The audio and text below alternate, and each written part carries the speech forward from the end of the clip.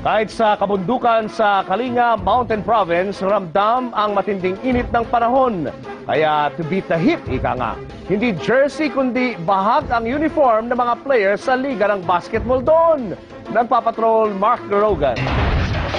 Wala pong lamay, nagpakapilang sila dahil espesyal ang guest speaker nila at saka masarap lang talaga ang kape dito, lalo na kung iinumin mo sa bao. At kapag boundary na sa merienda, sit back and relax dahil eto na ang Liga de Tibac, ang PBA, Philippine Bahag Association. Lahat ng players isama na pati courtside announcers, PBA commissioner at bodyguard nito, nakabahag po. Pati referee na si Atoy Culambo. Sa jump ball pa lang, hilo na ang kalaban. Matapat ka ba naman sa underarm? Pare-pareho ng color shade ang bahag. Kaya ipinasya nilang kulay ng brief na lang ang basihan kung sino magkakalaban. Di uso dito ang balyahan. Kapag nagkakapikunan, hatakan ng bahag.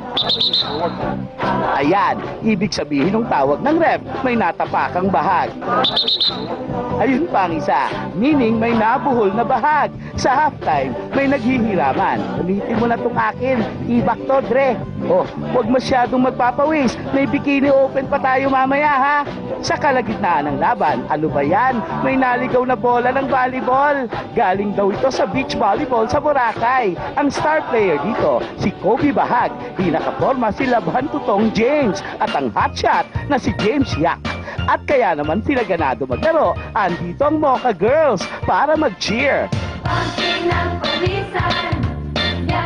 Kung mapapansin, medyo puro sablay ang tira at napapadalas ang karambola. Kaya agad pinapalitan ni ref ang bola. Oh, itong bola, sana hindi skin tone. Alam nyo namang nagkalat ang puwet dito. Palitan nyo to. Mark Logan, Patrol ng Pilipino.